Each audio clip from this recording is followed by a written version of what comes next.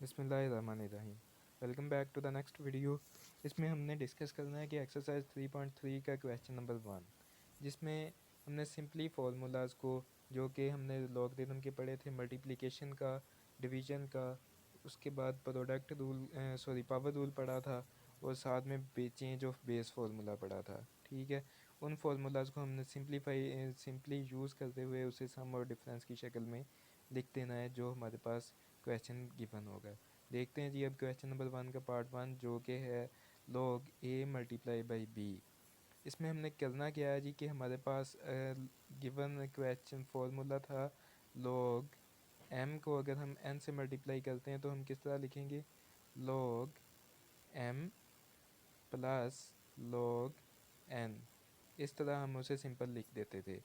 तो अब हमने क्या करना है जी कि अगर हमारे पास log a मल्टीप्लाई हो रहा है जी b के साथ, तो हमने प्रोडक्ट का जो फॉर्मूला था तो उसका क्या रिज़ल्ट आता था, log a plus log b।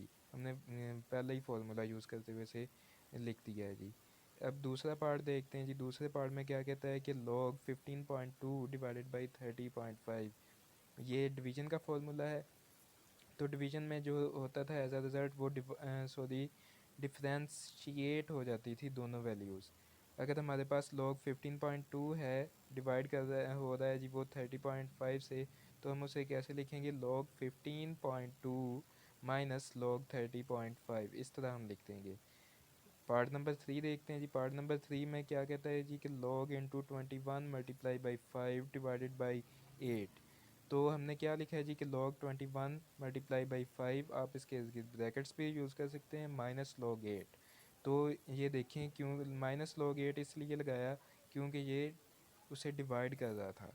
Division के एज अ रिज़ल्ट क्या होता है, वो सब्ट्रैक्ट हो जाता है जी। log 21 मल्टीप्लाई बाई 5, तो हमने क्या किया इसे, ये मल्टीप्लाई हो रहा था तो हमने यहाँ पे ऐड कर दिया log 21 plus log 5 minus log 8। Question part 3 हो गया जी। पार्ट 4 देखते हैं। उसमें कहता है जी कि log into 7 divided by 15 whole cube root, वो किसके इक्वल आता है जी, log 7 डिवाइडेड बाई 15।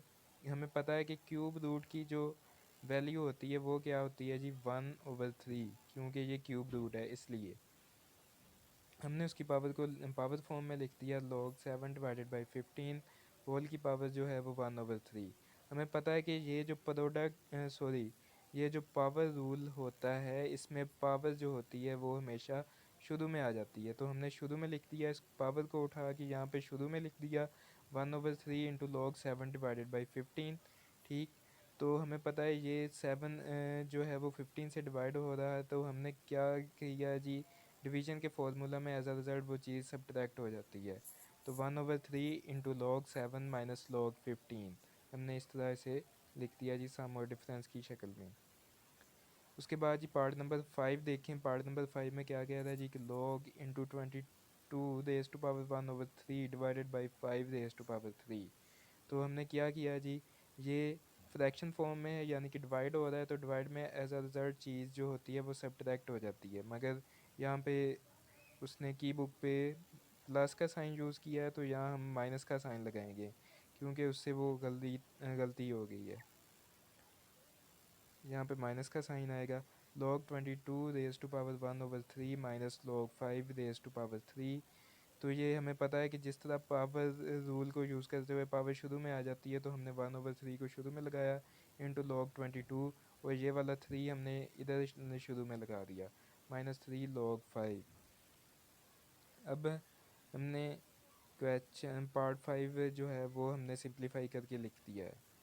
पार्ट 6 को देखते हैं जी। पार्ट 6 में क्या कहता है जी कि log 25 multiply by 47 divided by 29। ये देखिए यहाँ पे पहले मल्टीप्लाई हो रहे हैं जी दो डिजिट्स, बाद में वो डिवाइड होते हैं। तो हमने यहाँ पे सिंपली फार्मूलाज का यूज़ करते हुए लिख दिया इसे log 25 मल्टीप्लाई बाई 47, क्योंकि ये फ्रैक्शन फॉर्म में था, फ्रैक्शनल फॉर्म में था, यानी कि डिवाइड कर रहा था। तो हमने उसे क्या कर दिया जी, माइनस की शक्ल में यहाँ पे लिख दिया, माइनस की शक्ल में लिख दिया जी, माइनस log 29। तो नेक्स्ट जी, ये वाला मल्टीप्लाई हो रहे थे दो डिजिट्स, हमें पता है मल्टीप्लिकेशन का एज अ रिज़ल्ट क्या होता है, वो दोनों log की वैल्यूज़ ऐड हो जाती हैं। तो हमने उसे क्या लिख दिया, log 25 plus log 47 minus log 29।